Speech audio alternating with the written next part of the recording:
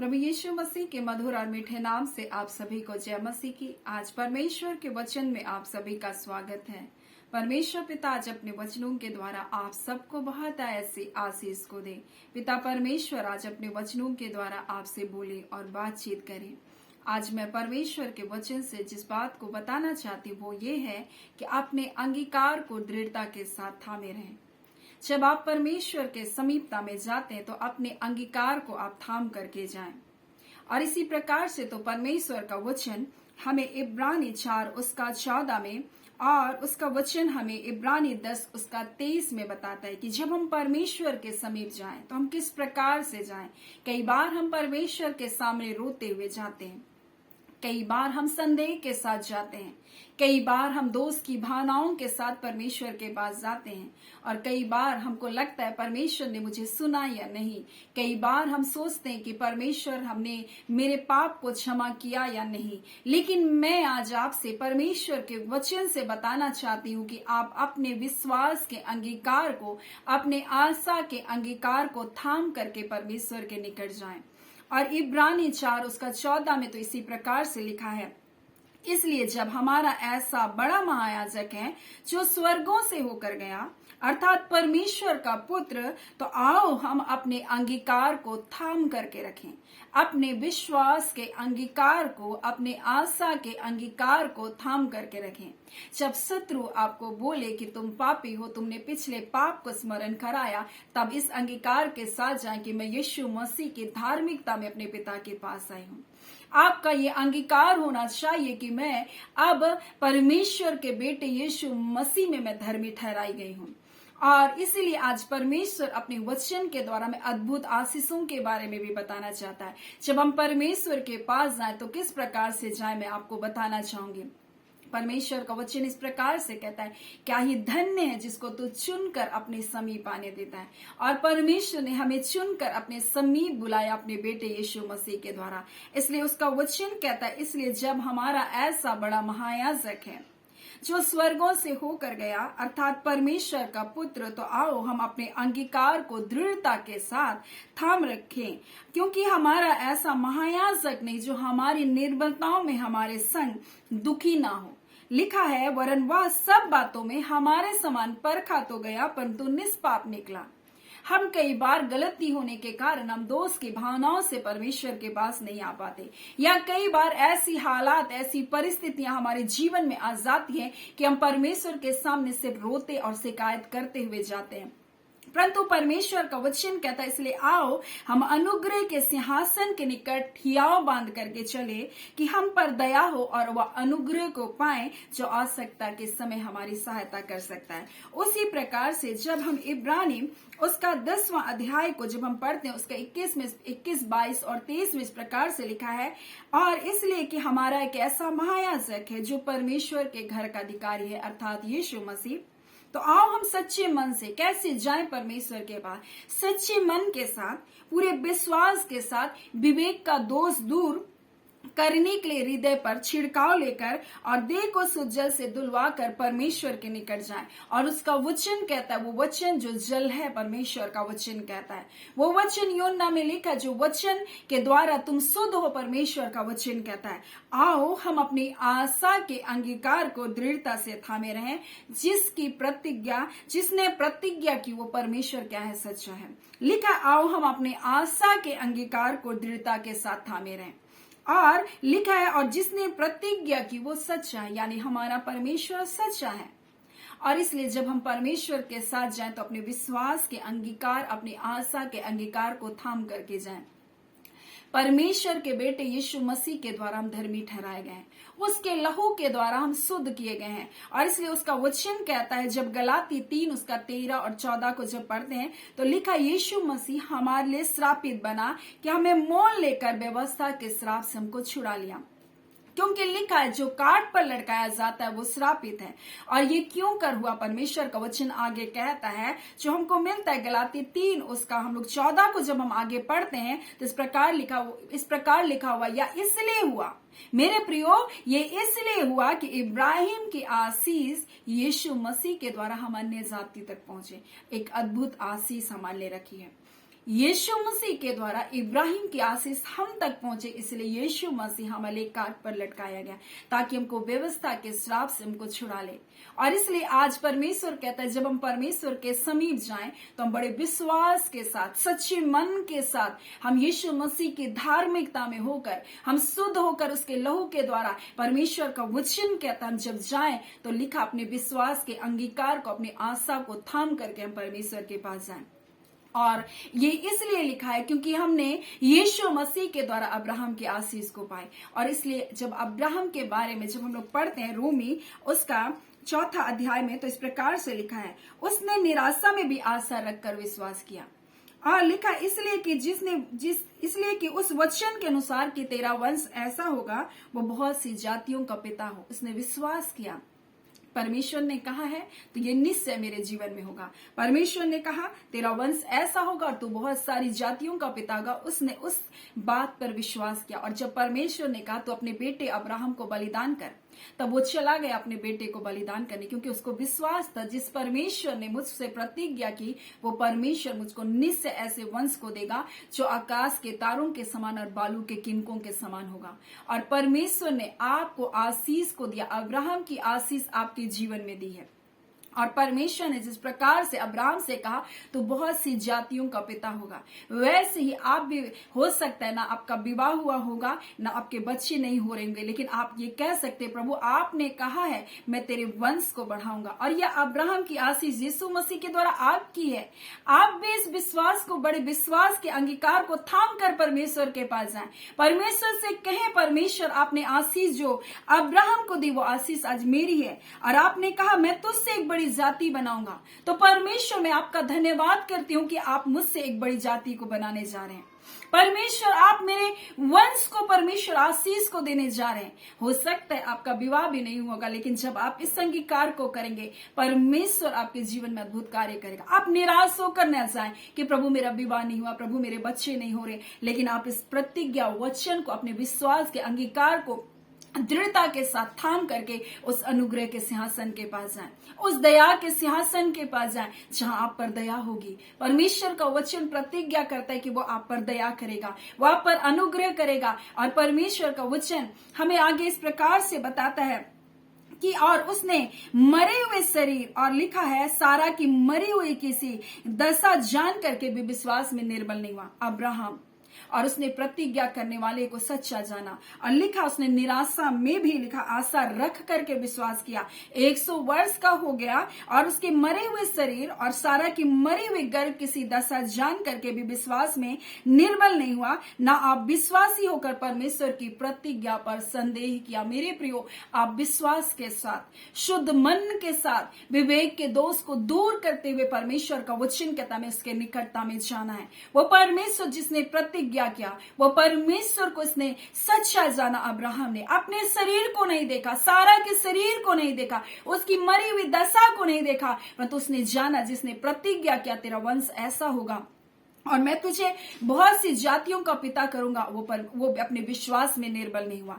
आप किस विश्वास के अंगीकार के साथ परमेश्वर के पास जाते हैं? आप किस आशा के अंगीकार के पास परमेश्वर के पास जाते हैं? आप रोते हुए ना जाएं, आप बिलखते हुए ना जाएं, आप चिंता करते हुए ना जाएं, परंतु आप इस बात को लेकर कहे कि परमेश्वर जो अब्राहम की आशीष यीशु मसीह में मेरे जीवन पर है, और अपने विश्वास के अंगीकार को आप थाम कर रखें, उसे पकड़ कर रखें। अब्राहम ने थाम कर रखा, चाहे उसके शरीर में कुछ दिखाई दे नहीं रहा था। हो सकते कि हालात, आपकी परिस्थिति, आपका जीवन, आपकी सिचुएशन ऐसे नहीं होंगे कि आपको लग रहा है कुछ हो सकता है, लेकिन आप प्रतिज्ञा के वचन को थाम करके परमेश्वर के सिंहासन के पास जाएं, अपने विश्वास के अंगीकार को थाम कर रखे, क्योंकि परमेश्वर का वचन कहता है धार्मिकता के लिए मन से विश्वास और उद्धार के लिए, छुटकारे के लिए मुंह से अंगीकार किया जाता है। और उसने अपने अंगीकार को नहीं बदला, अब्राहम ने अपने अंगीकार को उसने बना कर रखा। और जैसे ही आप परमेश्वर के सिंहासन के पास जाते हैं, परमेश्वर का वचन कहता है तुम अपने आशा के अंगीकार को थाम करके रखो।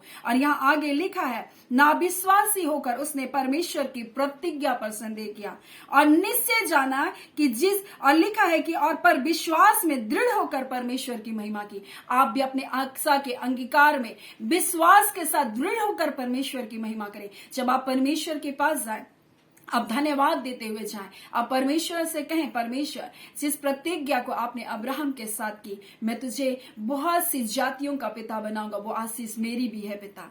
आप अपने धन्यवाद, उसने महिमा की परमेश्वर के लिखा है, विश्वास में दृढ़ होकर परमेश्वर की महिमा की। वैसे आप विश्वास में दृढ़ होकर परमेश्वर की महिमा करें और अपने विश्वास का अंगीकार को अब बना कर रखें, अपने आशा के अंगीकार को अब बना कर रखें और कहें कि परमेश्वर आपने अब्राहम से कहा मैं तुझसे बड़ी जाति को बनाऊंगा। धन्यवाद परमेश्वर का, आप मुझसे एक बड़ी जाति को बनाने जा रहे हैं।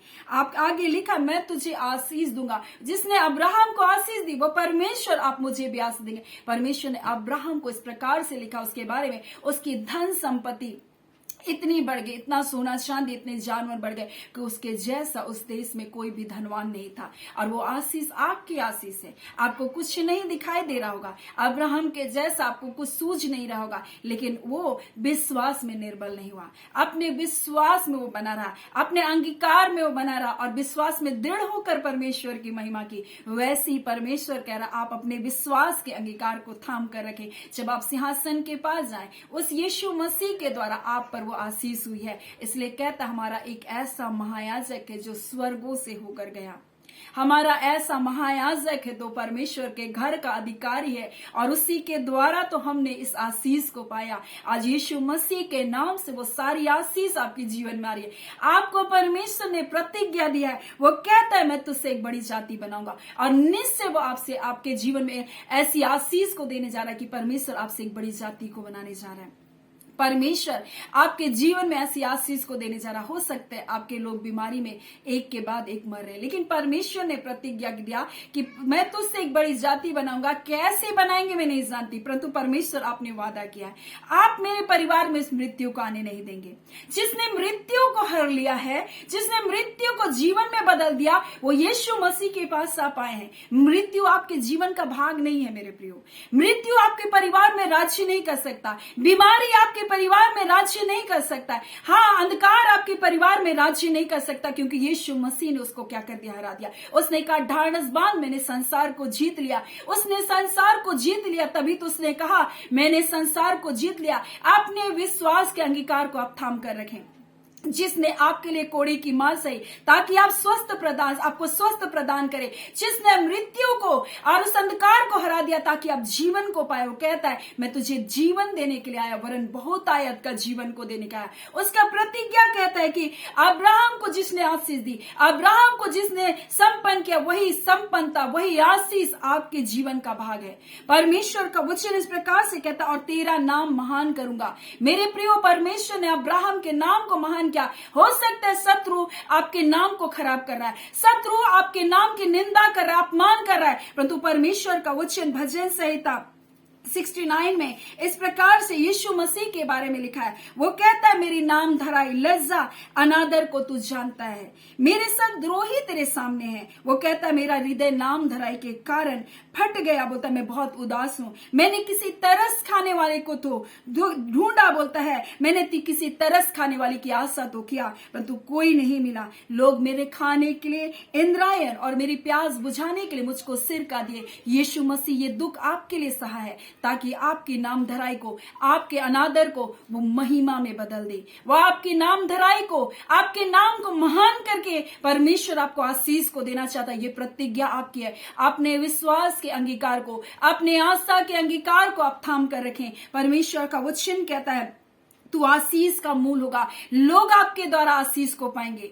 परमेश्वर का वचन कहता है तू आशीष का मूल होगा, आप लोगों के लिए आशीष का कारण बनेंगे। ये प्रतिज्ञा आपकी, आप इस विश्वास के अंगीकार को आप पकड़ करके रखें। परमेश्वर का वचन कहता है मैं तेरे नाम को महान करूंगा, मैं तुझे आशीष दूंगा, बोलता है मैं तुझसे एक बड़ी जाति को बनाऊंगा। परमेश्वर कहता है तू आशीष का मूल होगा, जो तुझे आशीष देंगे मैं उनको आशीष दूंगा, और जो तुझे कोसेंगे वो श्रापित होंगे, यानी जो आपको तुच्छ जानेंगे। परमेश्वर कहता है इन छोटे से छोटे में से किसी को तुम तुच्छ मत जाना। जब लोग आपको तुच्छ जानेंगे, परमेश्वर उनको तुच्छ जानेगा। जब लोग आपको आशीष देंगे वो आशीष पाएंगे, लोग अगर आपको श्राप देंगे वो श्रापित होने जा रहे हैं। क्योंकि परमेश्वर का प्रतिज्ञा है, जब लोग आपको कोसेंगे, परमेश्वर का वचन कहता है कि लिखा है, जब लोग जो तुझे कोसेंगे मैं उसको श्राप दूंगा। इतने परमेश्वर ने अद्भुत आशीष आपके जीवन के लिए रखा। आप रोते ना रहे, परंतु विश्वास के साथ, इस अंगीकार के साथ परमेश्वर के समीपता में जाएं। परमेश्वर ने आपको अद्भुत आशीषों को दिया है। परमेश्वर ने कहा है मैं तेरे नाम को महान करूंगा, और लिखा है जो शत्रु आपके जीवन को खराब कर रहा है, परमेश्वर कहता है तेरे वंश के लोग, जब हम उत्पत्ति 22 अध्याय को पढ़ते, लिखा है मैं तेरे वंश को शत्रुओं के नगर का अधिकारी कर दूंगा। परमेश्वर का वचन कहता है तेरे वंश में राजा उत्पन्न होंगे। आपके वंश में परमेश्वर कहता है राजा उत्पन्न होंगे। आपके वंश को परमेश्वर आशीष देगा। परमेश्वर कहता है कि मैं तेरे वंश को तेरे शत्रुओं के, बोलता है कि नगरों का अधिकारी बनाऊंगा। हमको यीशु मसीह में, हमको परमेश्वर ने कहा तुम शत्रुओं के नगर के अधिकारी होगे। यूसुफ गया था शत्रु के देश में, मिस्र में, परमेश्वर ने उसको वहां का अधिकारी बना दिया। हम देखते हैं दानियल गया था बेबीलोन में, परमेश्वर ने उसको वहां का अधिकारी बना दिया। मेरे प्रियो, ये प्रतिज्ञा आपकी है, ये आशीष आपकी है। परमेश्वर ने कहा मैं तुझको फलवंत करूंगा। परमेश्वर आपको फलवंत होने की आशीष को दिया। परमेश्वर ने आपको बढ़ाने की आशीष को दिया। परमेश्वर का ये वादा है, परमेश्वर की ये प्रतिज्ञा है। आज इस अंगीकार के साथ आप परमेश्वर के पास जाएं, रोते ना जाएं, परंतु इस वचनों के साथ जाए। परमेश्वर जो आशीष आपने दी है अब्राहम को, वो आशीष यीशु मसीह में हम तक आने के लिए उसने हमारे लिए क्रूस पर टंगा गया। उसका वचन कहता है वो हमारे लिए श्रापित बना, ताकि हमको व्यवस्था के श्राप से हमको छुड़ा ले। क्योंकि लिखा है जो काट पर लटकाया जाता है वो श्रापित है, वो हमारे लिए श्रापित बना परमेश्वर। ताकि ये इसलिए हुआ, परमेश्वर का वचन कहता है ताकि अब्राहम की आशीष यीशु मसीह के द्वारा हमारे जीवन पर आए। ये आशीष आपकी है। आज अपने विश्वास के अंगीकार को, अपने आशा के अंगीकार को थाम कर रखें, क्योंकि हमारा ऐसा महायाजक है जो हमारी निर्बलताओं में हमारे साथ दुखी होता है। वो सब बातों में परखा तो गया, परंतु निष्पाप निकला, ताकि हमारे जीवन में वो आशीष को, वो जय, वो छुटकारे को, वो भलाई को दे सके। सो आज परमेश्वर पिता इन वचनों के द्वारा आप सबको बहुत ऐसे आशीष को दे। आमीन। आइए हम प्रार्थना करेंगे।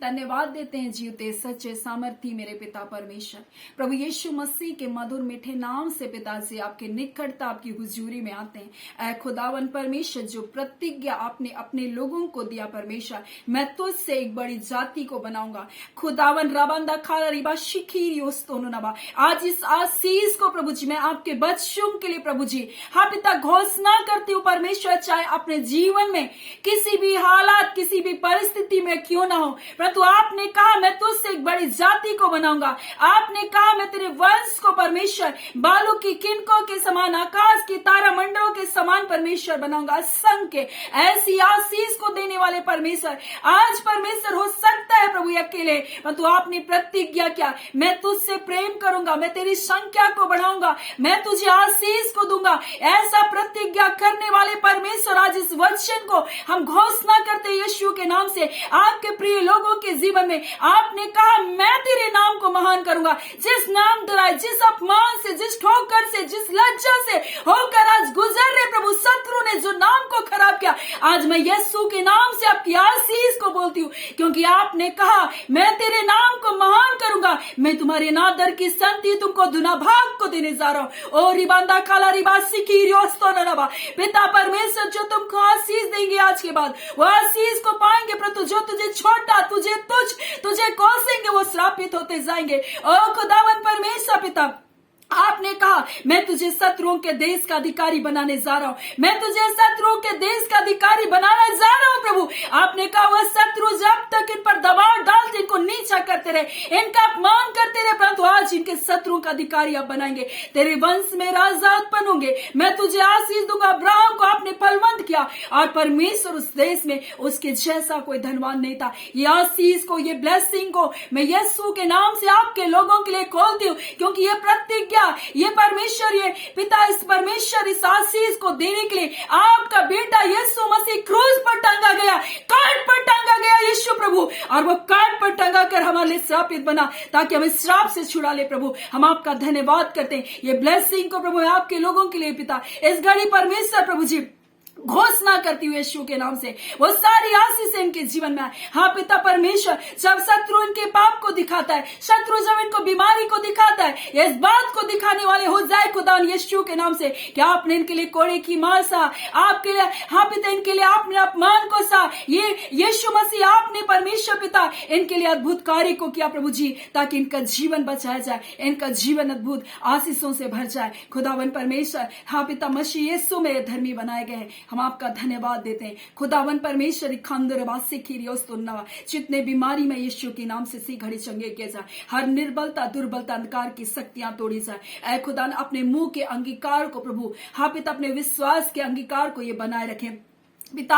जब ये जाते हैं आपके अनुग्रह के सिंहासन के तले, ओ पिता मेरे पर लोगों ने ये कर दिया वो कर दिया, ऐसा नहीं, परंतु खुदावन ये विश्वास के साथ परमेश्वर जाए, क्योंकि आपने कहा निश्चय याकूब के विरुद्ध में कोई तंत्र मंत्र, कोई जादू टोना, कोई भावी कहना सफल नहीं होगा। ऐ खुदावन ये प्रतिज्ञा है आपके लोगों के लिए, ये वचन है आपके लिए, आपके लोगों के लिए प्रभु जी। हम आपका धन्यवाद करते हैं, आपके लोगों को जय छुटकारे को दिया आपका धन्यवाद। सारी आदर महिमा आपको देते हुए प्रार्थना यीशु के नाम से मांगते हैं, दया सुने अनुग्रह से ग्रहण कर लीजिएगा। आमीन। परमेश्वर पिता आप सबको बहुत ऐसे आशीष को दे। आमीन।